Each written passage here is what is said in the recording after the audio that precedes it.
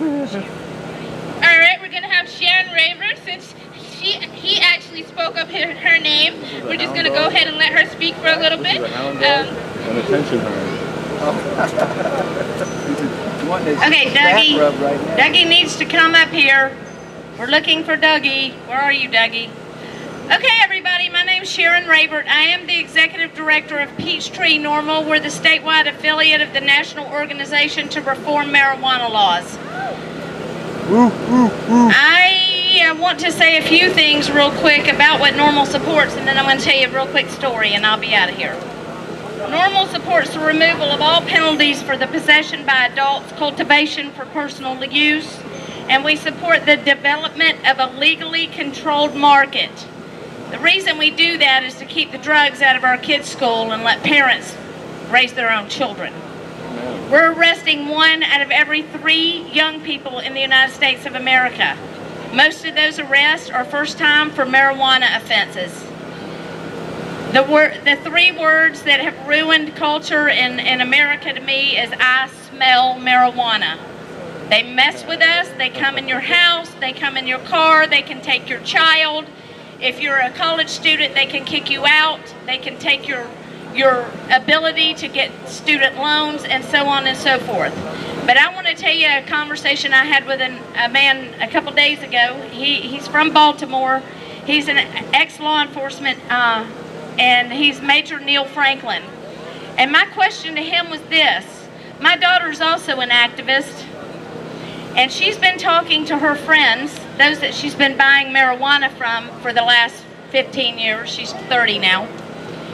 And our concern is this.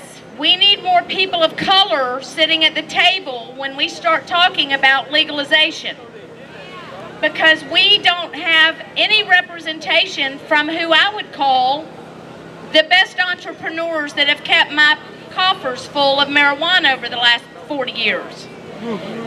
The corporate people are coming in and saying we want to legalize it, and instead of throwing you in jail like we've been doing for the last 40 or 50 years, we're going to legalize it, and then we're going to make all the damn money off of it. And that is an issue that I want to reach out to you guys and ask people to come to the table. We've got a table right over here if you want to get involved with the conversation. We need more people, brown and black and yellow, to come out and say this is what we need. We do not have to take these people and pull them off to the side and say, bad you got in trouble for weed 30 years ago, so you can't get involved in the legalization of it. So, as Dougie said, we've got 850,000 people being arrested in the United States every year for marijuana. In Fulton County, where we are right now, your color makes a difference. 7.5 times more likely for you as a black individual to be arrested than I am. That's sick. The reason I got involved, SWAT team came into my house 10 years ago and pulled out my 19-year-old daughter, pulled her out of bed by her head with her hair with a gun to her head.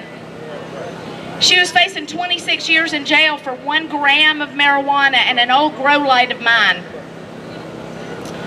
I realized we were no longer living in a free society, and I immediately went to Nazi Germany. They're busting down our doors. They're shooting us, and they're getting away with it. And when I say us, I'm talking about everybody. I know that I have white privilege, quite frankly, and if I had been a black family and that little white girl that they pulled out of bed had been a little black boy, he may not have come out of that basement without being in a body bag. And I'm here to explain that I didn't know what was going on, but I do now, and I'm asking y'all to think about this. We're looking for teachers to start talking to cops. We're looking for preachers. If you know a preacher, if you go to church every Sunday, they need to realize that they don't need to be pro-cannabis to be anti-prohibition. This drug war is what's causing all of this. And we've got to all come together as individuals, as people that love liberty, love freedom, and love our children. Because our children are being lost to this war on drugs. Those 3 words again came up with Katherine Johnston. They went in and shot that woman 8 months after my daughter was raided. And that's when I really got pissed off, because they shot her and then said she had planted marijuana. Something's wrong. We've got to end the war on drugs.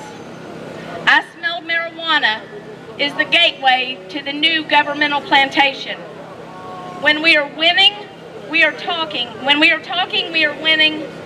And just remember, you do not have to be pro-cannabis or pro-marijuana to be anti-prohibition. Thank you so much. Thank you to Kenny Glasgow, Dougie, Stop Mass Incarceration Network, and all the work that they're doing. Marilyn Wynn with Women on the Rise, NAACP, the ACLU, they're all getting involved. We need people like you, the normal citizen that have been affected, to stand up with us. Please come over to our table before you leave. Thank you.